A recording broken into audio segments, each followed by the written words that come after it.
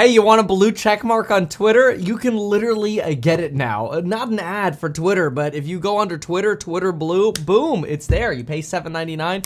Boom. I'm seeing so many people with verified check marks right now, and it's so funny because the verified tab on Twitter, where people, like, if they type a response to you where they like your post or something and you get notifications when verified people reply, is like blowing up right now. It's awesome. Like, go get your blue check mark. But now let's get into the topic of the video. Ooh, we've got a lot to talk about in this one. From Twitter Pay to Elon Musk selling shares of Tesla and Affirm?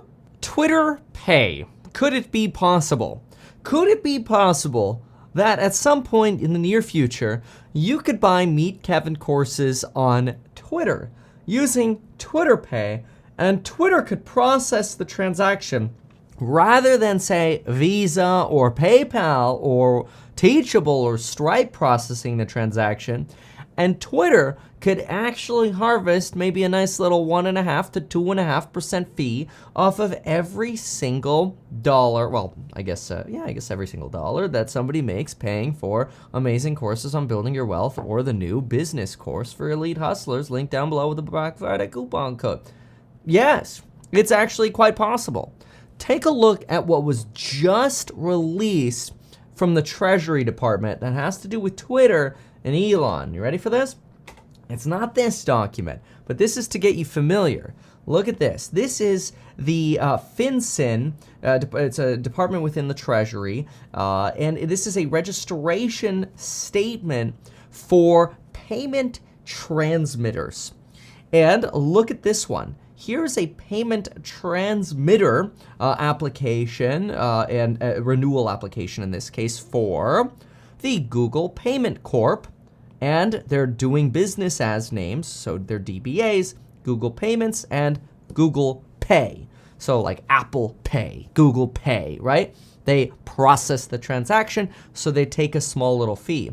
Well, look at what was just filed, folks. What do we have here? Initial registration. Bum, bum, bum. Twitter Payments LLC. No DBA yet, but you know what? Let's just for giggles fill this one in here. Twitter Pay. Come on. What else would it be called? Tweet Pay? Twit Pay? I don't know. Anyway, this registration was just released here. You can see here on November 9th, we have this release out. Note that a transmitter is not, I wrote these notes right here. A transmitter is not a bank. It is a merchant payment processor. So again, think Affirm, Apple Pay, Google Pay. And these are companies that clear payments and then they remit funds to a merchant. There's some other definitions. There are remittance rules and there are a lot of regulatory rules that you have to follow regarding this.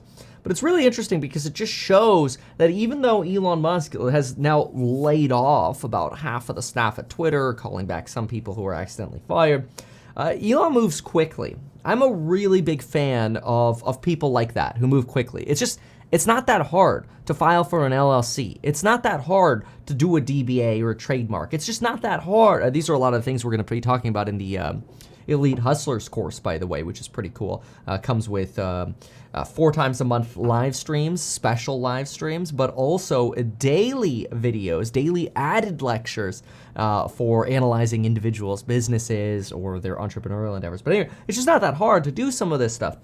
So I like the fact that Elon is in at Twitter and is saying, hey, let's just start getting the foundation set for everything that we want. We want to do payments, start the filing process now. Because these application processes to be a money transmitter, these are going to take a while. It just shows that the initial intent is, hey, within the first week, set the foundations. Get rid of the people we don't need. If we fire too many, we could always call them back. Because then you start seeing, like, what's breaking. Oh, you fired that person. Okay, we'll call them back. That's actually not a bad idea. Now, that has led to a lot of complaints for Elon Musk, and literally as I'm recording this video, Elon Musk just sent a tweet suggesting he is the complaint hotline operator. Yes, here it is. Look at that. 8:40, I'm filming this at 8:43. Complaint hotline operator online. Please mention your complaints below. Living the dream. Anyway, so look, we know that Elon Musk just sold nearly 20 million shares of Tesla And we've seen a lot of pain for Tesla stock over the last few days, which has led a lot of people wondering, like, oh my gosh, what's going on? Have the fundamentals broken? No, it's Elon absorbing a lot of the liquidity. And that's unfortunate, and it's led to some pretty gnarly pain, which could contribute to retail capitulation.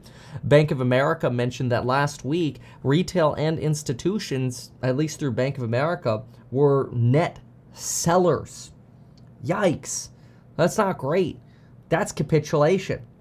Unfortunately, with this election unease and uncertainty, it's worse. We're getting worse. It does make me want to touch on Affirm a little bit. I have to say I'm quite disappointed with Affirm. Affirm isn't being as transparent as they should be. This morning in our course member live stream, we analyzed what's going on over at Affirm, and they compare their total network revenue to last year. But then when you go to the last quarter's earnings report, they don't break out the fourth quarter earnings. And this is technically Q1, which is super confusing. But anyway, they don't break out the fourth quarter earnings. So I went back and just subtracted out Q3, 2, and 1 from their annual numbers. And look what I found. It looks like Affirm actually saw network revenue decline by 6.5% quarter over quarter. No wonder the stock is performing terribly, because their network is actually shrinking. At the same time, they increased their marketing spend year over year from $64 million to $164 million. That's over a 2.5x increase in marketing spend. And on top of that, folks, they have increased on average, if you divide their annual operating marketing spend for last year into quarters, this last quarter had roughly 24% higher advertising spend than last quarter and the quarters of last year, yet their revenue declined quarter to quarter. That's really bad. And now they're going to compare to 2021, where we had really no fears of a recession coming, and they're going to somehow suggest that loan loss reserves are going to be exactly the same as last year. I think they're smoking crack.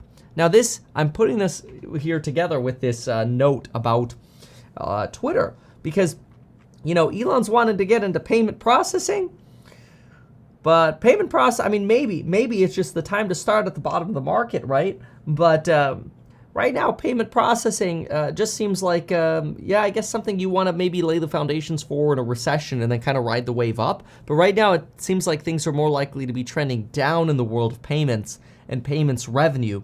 Now, the good news is a Twitter payment system wouldn't really need advertising, at least you'd think, much like Tesla doesn't need advertising. Although then again, it'd probably be good to spread the word with advertising to merchants and creators who want to sell things.